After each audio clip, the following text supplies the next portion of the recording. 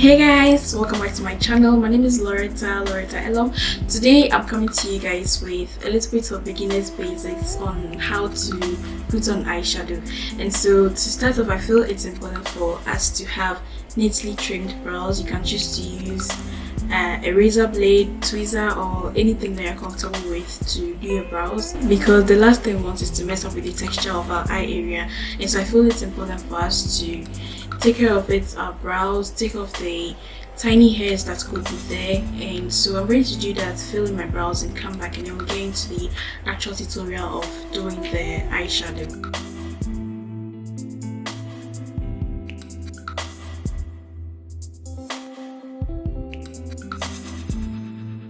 To fill in my brows, I'm going to use the Davi smooth liner.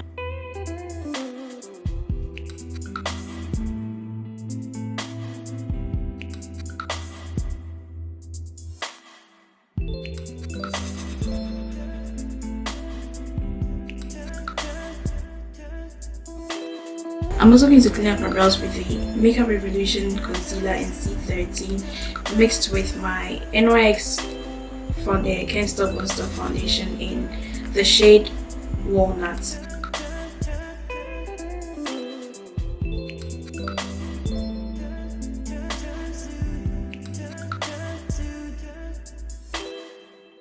Brows are done neatly. Now we can focus our attention on the eyes. Now some people are comfortable doing their eyeshadow after doing their foundation or doing their entire face, but I feel as a beginner it's okay if you do your eyeshadow before your foundation. It just makes things easier for you.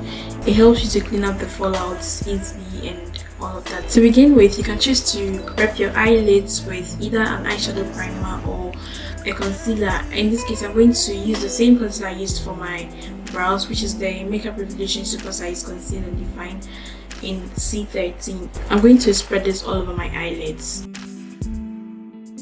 and I'll move ahead to blend it out. You can choose to blend with a concealer brush or a beauty blender. I find the brush to be much more precise and it blends better, so I'll use that instead of the beauty blender, but you can definitely use a beauty sponge if you have one.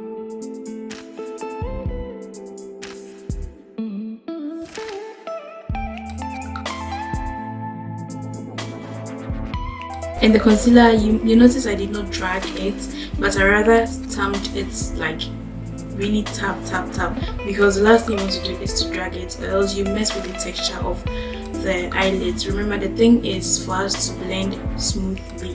Next, it's important for you to set your eyelids or the concealer you just did. So I'm going to set that with the laurettaelorm setting powder in medium deep.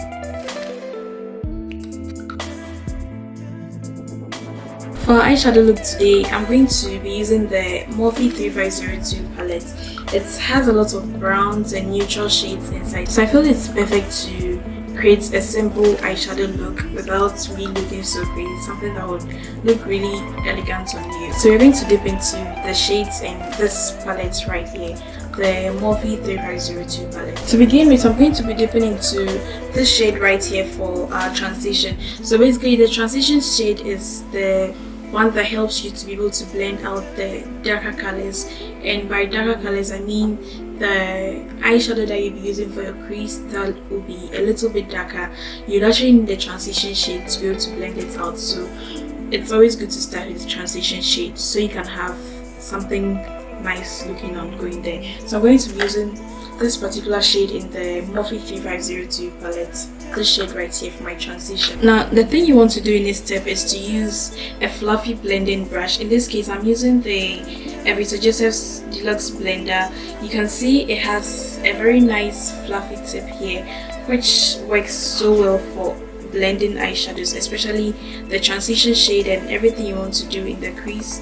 So I'm going to be using this particular one, is the Evita Joseph's Deluxe Blender brush. So transition, you'd have to put it slightly above the crease area, and when it comes to holding the brush, you don't want to hold the brush this way like you're writing with a pen.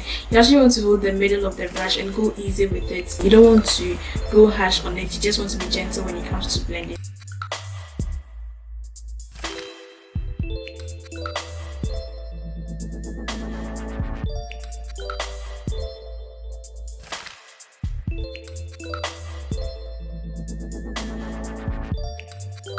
I forgot to mention that whenever you're choosing your transition shade, it should always be lighter than what you're going to use for your crease area. So in this case, I want to go in with this shade right here for the crease area, and so that's why I chose something lighter than this, which is this particular color.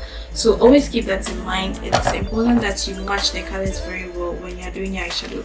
Something lighter for your crease and something lighter for your transition, and then a darker color for your crease. And I'm going to use the same blending brush I used for my transition. The crease, like I mentioned earlier, is this very dense over here. It feels like a bone or something like that right on your eyelid, slightly above your eyelid, this particular area. So I'm going to use it to blend out in my crease area.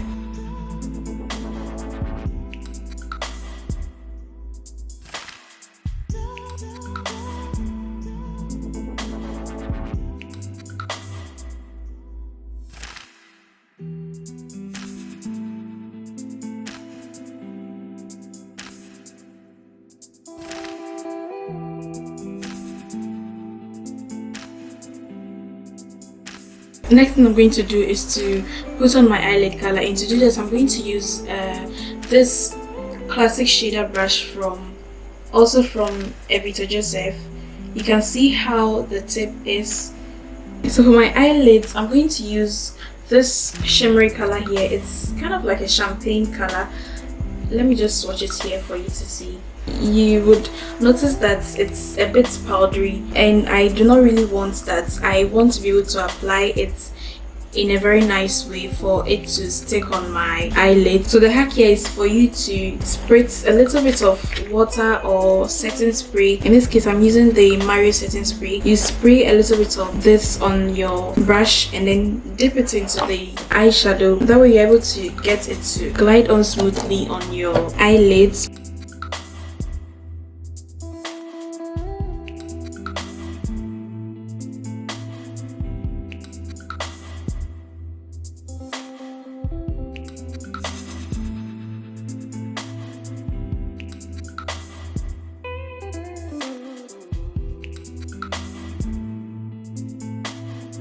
For my outer corner, I'm going to use a smaller blending brush. I'm going to dip into the same color I used for my crease. I'm going to use that for my outer corner.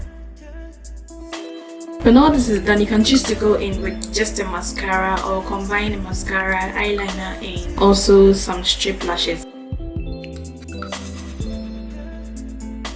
So I just finished with my eyes. Now you can go ahead and do the rest of your face, and if you have fallouts under your eyes, you can just clean it up like I did nicely, or even just do foundation over it and it will look so well. Now when you're done with your entire face, you can definitely go back with your highlighter that you used on your face or any brighter eyeshadow for your brow bone. So I'm just using the same shader brush to highlight my brow bone.